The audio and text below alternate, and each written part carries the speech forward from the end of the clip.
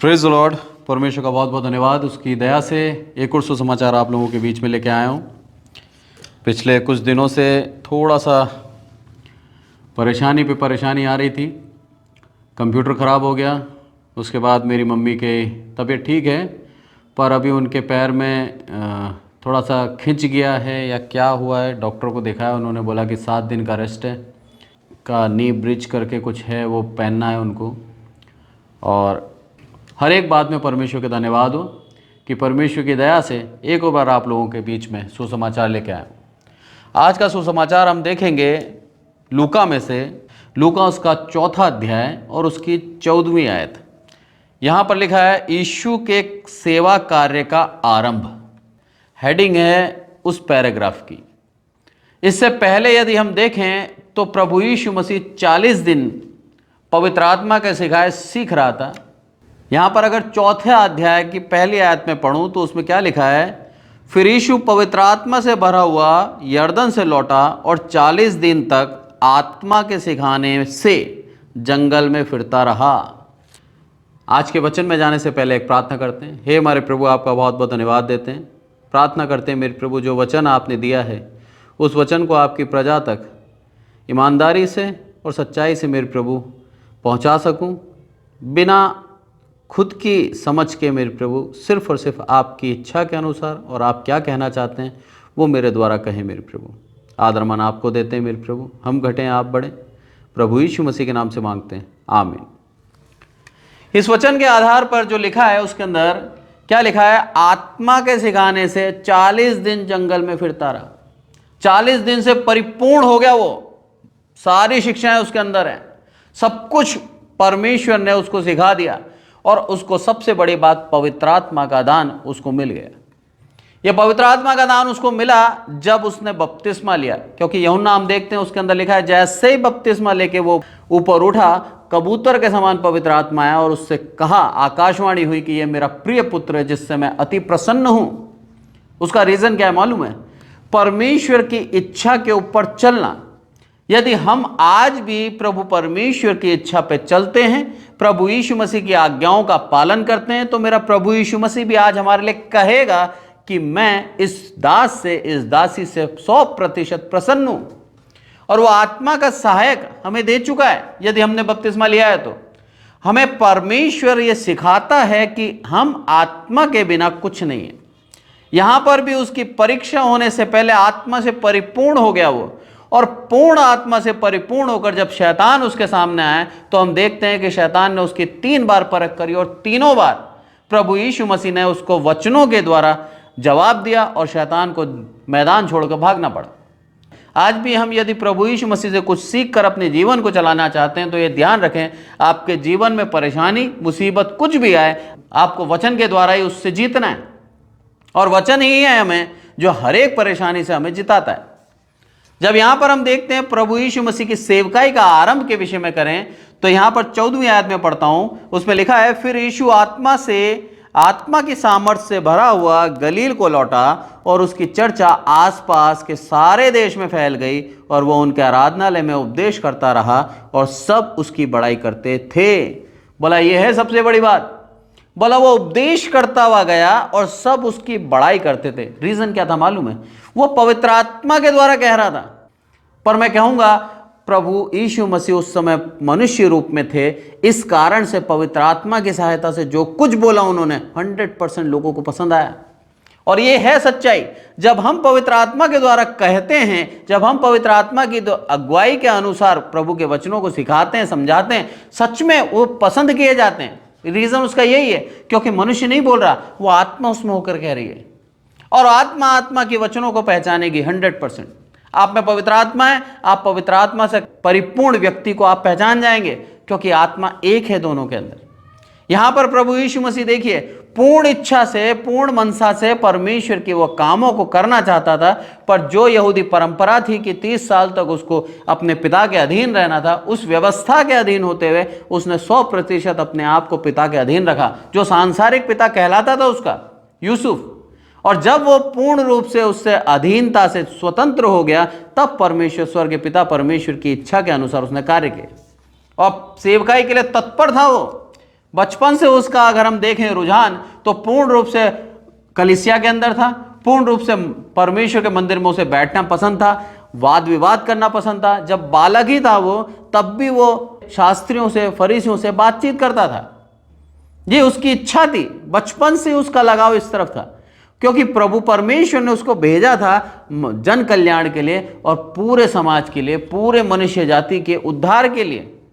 इसलिए उसकी इच्छा शुरू से ऐसी ही थी और आज उसको मौका मिला है।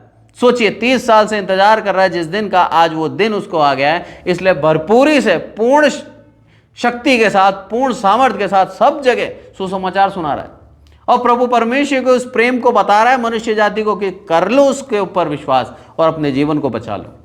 आज भी हमारा कर्तव्य यही है कि जब हमें मिला है वो कर्तव्य, तो हम मनुष्यों को, उन पापियों को ये बताएं कि तुम्हारे पाप से तुम अब तौबा कर लो, क्योंकि प्रभु यीशु मसीह का आगमन नजदीक है, और अपने जीवन को शुद्ध करके, पवित्र करके निर्दोष हो जाओ, ताकि परमेश्वर के पास, उसके स्वर्ग राज्य में जा सको। यदि पहला थिस्सलुनीके उसका 4वां अध्याय पढ़े हम, तो उसके अंदर साफ साफ लिखा है कि पवित्र बनो और व्यभिचार से अपने आप को दूर रखो, क्योंकि व्यभिचार ही है जो हमारे जीवन को पूर्ण रूप से, हमारे देह को अपवित्र करती है, और वो पवित्र आत्मा हमारी देह में वास नहीं कर पाता। देखिए शैतान कितना चालाक है, उसको मालूम है हमारी देह के अंदर पवित्र आत्मा वास करेगी तो हम पाप नहीं कर सकते, हम अपने जीवन को बचा लेंगे और स्वर्ग राज्य चले जाएंगे। इसीलिए हमारी देह को अपवित्र करता है व्यभिचार के द्वारा, लोभ के द्वारा, लालच के द्वारा, और उसके बाद क्या करता है, हमारे अंदर से वो पवित्र आत्मा का जो अग्नि है उसको बुझा देता है पूर्ण रूप से। यदि आपको पवित्र आत्मा मिल गई है तो छोड़ के नहीं जाएगी, वो बात सच है, पर उस पवित्र आत्मा आग को बुझा देता है, उसको पूर्ण रूप से ठंडा कर देता है, ताकि हम पाप में ही जीते रहें और पवित्र आत्मा की बातों को ना सुने। और आज ऐसा हो रहा है, कई एक मसीह हैं जिन्होंने बपतिस्मा लिया है, जो परमेश्वर के नजदीकी में अपने दिल से आए थे, पर आज वापस संसार के अंदर जाकर अपने जीवन को सांसारिकता से जी रहे हैं। ये बहुत बड़ा दुख है उन मसीहों के लिए कि वो आज भी सांसारिक हैं, आत्मिक नहीं हुए। प्रभु परमेश्वर हमें सिखाना चाहता है कि हम आत्मिक रहें, हम सांसारिक ना बने, क्योंकि संसार के अंदर हमारे उद्धार नहीं है। हम आत्मा में बढ़ेंगे तो हमें उद्धार है। हमें आत्मिक रहना है, उस अग्नि को जो पवित्र आत्मा की जलाए रखना है, हमें संगति करनी है, हमें बार बार सुसमाचार सुनना है, हमें बार बार लोगों के साथ जो मसीह हैं, जो प्रभु यीशु मसीह को सच्चे दिल से ग्रहण कर चुके हैं, उन लोगों के साथ उठना बैठना है और इसी वचनों का मनन करना है, ताकि हमारी वो आग बुझे ना, वो पवित्र आत्मा हमारे दिल में कार्य करता रहे। और मैं 100% कह दूं, यदि ऐसा आपने 1 सप्ताह भी कर लिया तो आपके जीवन के अंदर आपको बार बार इच्छा होगी उसके वचन सुनने की, बार बार उसके वचनों का आदरमान आपके दिल से निकलेगा और दिल से, सच्चे दिल से आप उसकी प्रशंसा करेंगे, आप उसका धन्यवाद देंगे, आपके मुख से आराधना निकलेगी।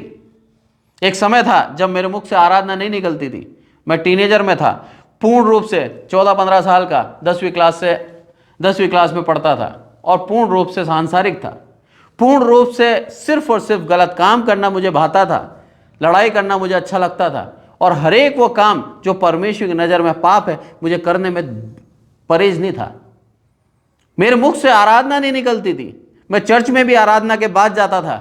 क्यों? क्योंकि आराधना में मुझे ऐसा लगता था कि समय की बर्बादी है। आराधना मेरे जीवन से खत्म हो गई थी। और सुसमाचार सुनते समय भी मैं सिर्फ और सिर्फ बैठ के कॉपी पेन लेकर कोई ड्राइंग बना रहा हूँ, कुछ काम कर रहा हूँ, पर परमेश्वर का वचन नहीं सुनता था। उसका कारण क्या था मालूम है? दिल प्रभु के पास नहीं था, चाहता नहीं था। पर जब मैंने प्रभु यीशु मसीह को स्वीकारा, क्रिश्चियन परिवार में जन्म हुआ है मेरा, ये ना सोचा कि मैं अन्य जाति में से प्रभु यीशु मसीह में आया, और क्रिश्चियन परिवार के अंदर ही जन्म लिया है मैंने। और जब मैंने प्रभु यीशु मसीह को व्यक्तिगत रूप से स्वीकारा, उस दिन मुझे समझ में आया कि प्रभु के साथ रिश्ता बनाए रखना बहुत जरूरी है। उस आत्मा को जब मैंने ग्रहण करा, जब आत्मा मेरे ऊपर उंडेली गई, या फिर प्रभु यीशु मसीह का आत्मा जब मुझे मिला, वो पवित्र आत्मा जब मुझे मिला, तब मुझे समझ में आया कि सच में वचन में क्या गहराई है, सच में प्रभु यीशु मसीह के नजदीकी में क्या आनंद है, सच में आराधना में क्या मग्नता है, सच में प्रभु यीशु मसीह के संगति में हमें दिल को खुशी मिलती है। तब मुझे समझ में आया और प्रभु यीशु मसीह के लिए अपने जीवन को देने का मैंने निर्णय किया कि प्रभु अब मेरा जीवन सिर्फ और सिर्फ तेरे लिए। और यही प्रभु चाहता है आज हम सब से, कि हम वो निर्णय लें कि हे प्रभु मेरा जीवन मेरा नहीं तेरा है। प्रभु यीशु मसीह ने वही निर्णय लिया है और उसी खुशी के अंदर क्या बोलता है कि हे प्रभु ये मेरा जीवन नहीं, ये तेरा है पिता, और तूने मुझे चुना है पिता, और तू चाहता है कि मैं तेरे हिसाब से अपने जीवन को जीऊं। और उसने जिया भी पूर्ण ईमानदारी के साथ। प्रभु यीशु मसीह ने जीवन जिया पूर्ण ईमानदारी के साथ। 1% भी उसने अपने जीवन के अंदर ऐसा कुछ काम नहीं करा जो परमेश्वर की नजर में गलत हो। अगर होता तो इसका बलिदान स्वीकार किया नहीं जाता। सबसे बड़ी बात है उसका बलिदान स्वीकार किया गया और वो तीसरे दिन जी उठा। प्रभु यीशु मसीह के जीवन को हम वहीं पूर्ण करते हैं जब वो जी उठा है। यदि वो जी नहीं उठता तो उसके जीवन के अंदर पाप था। क्योंकि वो जी उठा इसलिए हम कह सकते हैं 100% शुद्ध था। इसी कारण से मृत्यु उसके ऊपर जय नहीं प्राप्त कर पाई, क्योंकि मृत्यु, पाप की मजदूरी मृत्यु है, वचन कहता है। आज हम पापी हैं इसीलिए हम मर जाते हैं, जीते नहीं हैं। यहां पर क्या बोलता है कि सब जगह बात फैल गई, और 16वीं आयत में पढ़ता हूं, नासरत में यीशु का अनादर। क्या बोलता है यहां पर, फिर वह नासरत में आया। सब जगह बोलते बोलते सब जगह प्रचार करता हुआ आ रहा है। अब नासरत खुद की जगह जहां पर वो पला बड़ा वहां पर आया, और जहां पाला पोसा गया था, और अपनी रीति के अनुसार सप्त के दिन आराधनालय में जाकर पढ़ने के लिए खड़ा हुआ, और यशायाह भविष्यवक्ता की पुस्तक उसे दी गई, और उसने पुस्तक खोलकर वह जगह निकाली जहां लिखा था। प्रभु यीशु मसीह को सब मालूम है। अब आप देखिए, एक मनुष्य जिसने कहीं भी विद्या हासिल नहीं करी, कहीं भी उसने सुसमाचार की विद्या हासिल नहीं करी, कहीं भी उसने शास्त्रों को नहीं पढ़ा, व्यवस्थाओं को नहीं पढ़ा, 40 दिन के आत्मा ने जो सिखाया वही सीखा है। वो उस 40 दिन के आत्मा के सिखाए वो इतना ज़्यादा शिक्षित हो गया कि उसको मालूम है यशायाह में कहाँ क्या लिखा है। उसका एक और कारण है, क्योंकि प्रभु यीशु मसीह के अंदर जो आत्मा था वो आत्मा सदैव परमेश्वर के साथ था। उस आत्मा को मालूम है पूरा इतिहास, इसीलिए प्रभु यीशु मसीह को भी मालूम। क्या बोलता है यहाँ पर, क्योंकि 18वीं आयत पढ़ता हूं मैं, प्रभु का आत्मा मुझ पर है। सबसे पहले बोला प्रभु यीशु मसीह ने, क्या बोला, प्रभु का आत्मा मुझ पर है, इसीलिए कि उसने कंगालों को सुसमाचार सुनाने के लिए मेरा अभिषेक किया है, और मुझे इसीलिए भेजा है कि बंदियों को छुटकारेगा, अंधों को दृष्टि पाने का सुसमाचार प्रचार करूं, और कुचले हुओं को छुड़ाऊं। बोला ये कारण है मेरा इस पृथ्वी पे आने का। एक कमेंट आया मेरे पास और वह बोलता है कि तुम्हारा प्रभु यीशु मसीह क्यों नहीं आता साहब, कब से बोल रहे हो आएगा आएगा आएगा, 2000 साल बीत गए, इतने साल बीत गए, क्यों नहीं आया साहब। मैंने उससे एक ही चीज़ बोली, मैंने कहा प्रकाशित वाक्य पढ़ें, उसके अंदर साफ लिखा है जब तक शहीदों की गिनती पूरी नहीं हो जाएगी, जब तक जो भविष्यवाणियाँ हैं पूरी नहीं हो जाएंगी, तब तक प्रभु यीशु मसीह नहीं आएगा। प्रभु यीशु मसीह इस पृथ्वी और इस संसार से प्यार करता है। क्या बोलता है वो, कि प्रभु का आत्मा मुझ पर है, इसीलिए कि उसने कंगालों को सुसमाचार सुनाने के लिए मेरा अभिषेक किया है। आज सबसे बड़ा आरोप लगाया साहब कि दलितों को आप सुसमाचार सुनाते हो, और दलित आपके प्रेम से प्रभावित होकर आपकी तरफ हो जाते हैं। अब आप देखिए, प्रभु का वचन खुद कह रहा है, बोला मैंने कंगालों को, जो निर्धन हैं, जो कुचले हुए हैं, जो अन्याय हो रहा है, उन लोगों को सुसमाचार सुनाने के लिए मेरा अभिषेक हुआ है। प्रभु यीशु मसीह खुद कह रहा है हमें चुना इसलिए कि हम उन लोगों को सुसमाचार और प्यार दिखाएं जिनको कोई समाज में प्यार नहीं करता है। ये कर्तव्य दिया है हर एक मसीह को कि उन लोगों को प्यार दिखाओ, उन लोगों को भी सराहो जिन लोगों को कोई नहीं सराहता, जिन लोगों को कोई प्यार नहीं करता। मदर टेरेसा के उदाहरण से देखते हैं, मदर टेरेसा ने अपने जीवन के अंदर पूर्ण रूप से परमेश्वर की इच्छा के अनुसार अपने जीवन को चलाया। परमेश्वर की इच्छा के अनुसार उन लोगों को जिनको कोई नहीं छूता था, कोई नहीं चाहता था, उन लोगों की सेवा करी। उस मदर टेरेसा का नाम ऐसे ही महान नहीं हुआ है। उसने निस्वार्थ मन से कार्य किया और पैसे के लालच में नहीं करा। उन लोगों की सच में उसकी चिंता थी, इस कारण से उन लोगों का घाव वो करती थी साफ, और उनकी घावों पे मलम पट्टी करती थी, और पूर्ण रूप से परमेश्वर की इच्छा के अनुसार उसने अपने जीवन को जिया। इसीलिए आज परमेश्वर ने उसको अमर कर दिया, मदर टेरेसा को अमर कर दिया। आज मदर टेरेसा जैसे कोई परोपकार के जब काम करता है तो उसको अवार्ड मिलता है, मदर टेरेसा अवार्ड। आप सोचिए कितना महान कर दिया, आदर से नाम लिया जा रहा है मदर टेरेसा का। ये परमेश्वर की दया है, एक घटना बताता हूं मैं। एक समय था, मदर टेरेसा एक व्यक्ति को, कार्ट होती थी 2 पहियों की कार्ट, एक उसको एक तरफ से धक्का मार के वही थी उनके पास, और वो लेके जहां पर भी जैसे भी कोई रोगी पड़ा है, जो कोई दुखी पड़ा है, जो तकलीफ में है, उसको लेकर उस कार्ट पे धकेल कर अपने पास लेके, अपने जहां वो रहती थी वहां लेके जाती थी और उसकी मरहम पट्टी करती थी, उसको ठीक करती थी। एक व्यक्ति के पास गई कलकत्ता के अंदर, बहुत ही धनी था। उसके घर के बाहर जाके बैल बजाई, उसने गेट खोला और वो हाथ बढ़ाकर बोलती है, भला ये गरीब मेरे साथ है, इसके उपचार के लिए मुझे पैसा चाहिए। बोला मेरे पास पैसा नहीं है। उस व्यक्ति ने जैसे ही वो हाथ बढ़ाया, उस हाथ के ऊपर थूक दिया। मदर टेरेसा ने हाथ लेके बोला ये तुम मेरे को दिया तुमने, बोला इस व्यक्ति के लिए कुछ दे दो।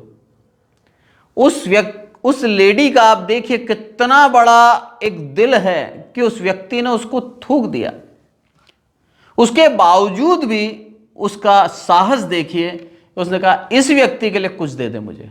बोला तू मुझे नहीं देना चाहता, कोई बात नहीं, ये थूक रख लूंगी मैं तेरा, पर इस व्यक्ति के लिए मुझे कुछ दे दे। वो व्यक्ति उसके जीवन भर, जब तक वो जीवित रहा, सबसे बड़ा स्पॉन्सर था मदर टेरेसा फाउंडेशन का, सबसे बड़ा स्पॉन्सर। बोला इस लेडी को कितना ज्यादा उस व्यक्ति की चिंता है कि इसका अनादर कर दिया मैंने, तो भी ये व्यक्ति को बचाने के लिए अपने लिए सब कुछ लगा रही है। ये आत्मा कौन सा था? ये आत्मा वही प्रभु यीशु मसीह का था, वही पवित्र आत्मा से परिपूर्ण थी वो लेडी। इसीलिए अपने जीवन को झोंक दिया उन लोगों के लिए जिनको कोई समाज में नहीं पूछ रहा था। एक उस महान औरत के बारे में आज हमने सोचा कि सब कुछ निंदा सह ली ताकि उस व्यक्ति की जान बचा सके, और हम उसको आदर से देखते हैं। अरे मेरे प्रभु यीशु मसीह को भी उसी आदर से देखना चाहिए। उसने निंदा सही, उसने कोड़े से, उसने मार सही, और यहां तक कि ईमानदार रहकर बलिदान भी सहा हम लोगों को बचाने के लिए। आज हम उसके बलिदान को तुच्छ समझ रहे हैं, वापस वही पाप करते हैं, वापस उसी संसार में जा रहे हैं, वापस अपनी देह को गंदा करके व्यभिचार में होकर उस पवित्र आत्मा को पूर्ण रूप से बुझा देते हैं। कितना मेरे प्रभु के उस प्रेम का आदर करना चाहिए हमें। यहां पर बोल रहा है साफ साफ कि मेरा प्रभु का आत्मा मुझ पर है। अरे उस आत्मा को पहचानो जो आत्मा प्रभु परमेश्वर ने उस प्रभु यीशु मसीह को दिया है, और उसका कारण था कि इन लोगों को जो कुचले हुए हैं, जो कंगाल हैं, उन लोगों की मैं सुधि लूं। आज मेरे प्रभु यीशु मसीह का हम धन्यवाद दें कि मेरे प्रभु यीशु मसीह ने हमारे लिए अपने आप को दे दिया सलीब पर, ताकि हम जीवित रह सकें। उस महान लेडी मदर टेरेसा के उस उपकार को कोई नहीं भूलता। मेरे प्रभु यीशु मसीह के उस बलिदान को भूलना चाहते हैं हम लोग। मेरे प्रभु यीशु मसीह के बलिदान को हम भूल गए हैं। आज भी अपने जीवन को उसी पापों में चला रहे हैं जिस पाप के खातिर प्रभु यीशु मसीह ने बलिदान दिया। यहां पर लिखा है साफ साफ, अंधों को दृष्टि पाने का और कंगालों और कुचलों को क्या करना है? छुड़ाने का ये सुसमाचार लेके आया हूं मैं। जो बंधेज में है पाप की, उससे छुड़ा लूंगा मैं, चिंता ना करें।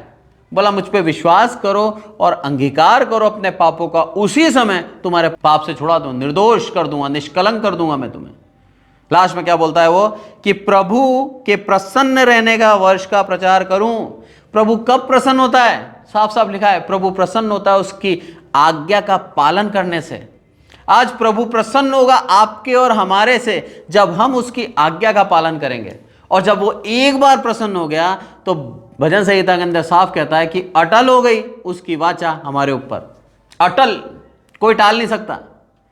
उसकी प्रेजेंस, उसकी आत्मा हम पर अटल हो जाएगी। हमारे पास से कोई छीन नहीं सकता।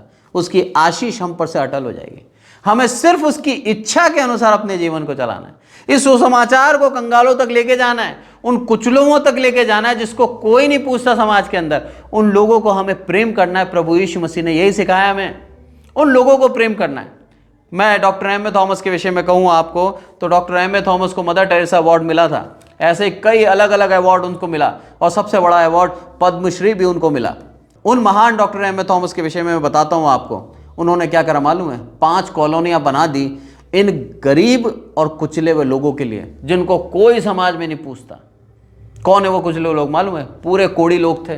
5 कॉलोनी बनाई बड़ी बड़ी, 50,000 घर बना के दिए उन लोगों को जो झुग्गियों में रहते थे, जिनसे अंदर झुकते जाना झुक के आना, उनकी पीठ मुड़ गई थी। ऐसे लोगों को पक्के घर बना के दिए, 50,000 घर बना के दिए। गवर्नमेंट ऑफ इंडिया ने पद्मश्री से उनको सम्मानित किया कि एक ऐसा व्यक्ति भी है जो इन लोगों के लिए सोचता है। क्या उस व्यक्ति में ताकत थी? नहीं, इस प्रभु यीशु मसीह की आत्मा में ताकत थी। वो आत्मा उनको दिया था भरपूरी से कि जा मेरे दास, कर इन लोगों के लिए। आज आपको और मेरे को भी वही भरपूरी से आत्मा दिया है, हमें भी परिपूर्ण कर रखा है उस आत्मा से। प्रभु चाहता है आपसे और मुझसे कि हम परोपकार करें, हम उन लोगों के लिए कुछ ना कुछ करें जो लोग हमारे सामने सहायता के लिए आते हैं, जो सच्चे हैं प्रभु के नाम से, हम उनके लिए करें। प्रभु हमसे चाहता है आज वही प्रसन्न होने का वर्ष आ जाएगा आज, क्योंकि हम उसकी इच्छा से काम करेंगे। प्रभु आज के वचनों के द्वारा हमें आशीषित करें। और आगे जब मैं पढ़ता हूं उसके अंदर क्या लिखा है, तब वह पुस्तक बंद करके सेवक के हाथ में दे दी और बैठ गया, और आराधनालय के सब लोगों की आंखें उस पर लगी थी। तब उसने उनसे कहा, आज ही यह लेख तुम्हारे सामने पूरा हुआ है। आज ही, आज आपने अगर प्रभु यीशु मसीह के नाम पहली बार सुना है तो मैं आपसे आग्रह करता हूं, उस महान परमेश्वर को कभी ना भूलें, उसके बलिदान को कभी ना भूलें। पाप से पश्चाताप करके पवित्र जीवन चलाएं। बाइबल यही कहती है, यही सिखाती है, और कुछ नहीं सिखाती बाइबल। किसी का धर्म परिवर्तन नहीं कराती। आज तक पूरी बाइबल आप पढ़ लें, एक जगह अगर लिखा हो किसी का धर्म परिवर्तन कराया हो तो मैं बाइबल पढ़ना छोड़ दूंगा। सबसे बड़ी बात बोल रहा हूं मैं, इतनी बड़ी बात कोई नहीं बोल सकता। पूरी बाइबल में कहीं नहीं लिखा है कि उसका धर्म परिवर्तन कराया। हम कैसे कह सकते हैं? क्योंकि मेरा प्रभु धर्म परिवर्तन करने आया ही नहीं।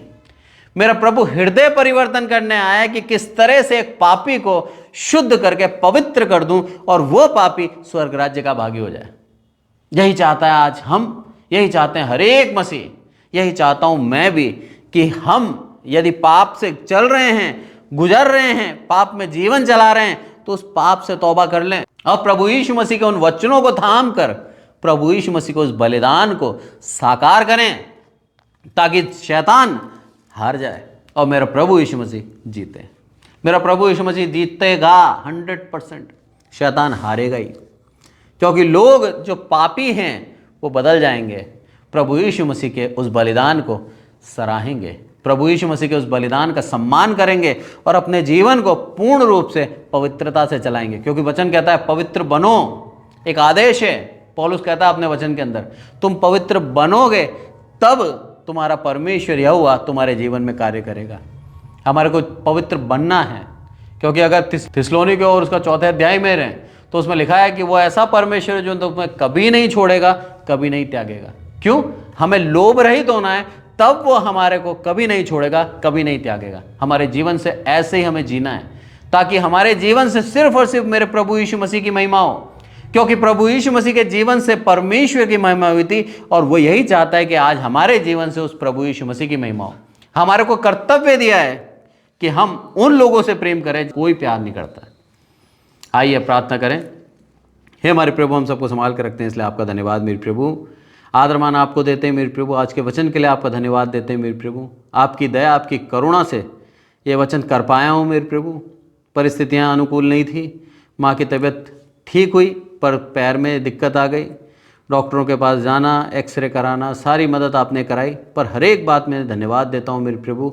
इस बात में भी धन्यवाद देता हूँ कि मेरी माँ के पूर्ण रूप से आप उनको चंगाई देना और उनके पैर में बल देना, ताकत देना, ताकि आगे का जो उन्होंने बोला है यदि प्रॉब्लम आएगी तो MRI भी करानी पड़ेगी, ऐसा हो ही ना मेरे प्रभु।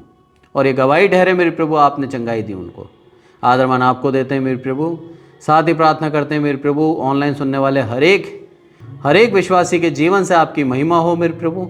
और सच में मेरे प्रभु आपका आदरमान करते हुए, आपके बलिदान को ग्रहण करते हुए, आपके बलिदान को सम्मान देते हुए अपने जीवन को पवित्रता से चलाए मेरे प्रभु।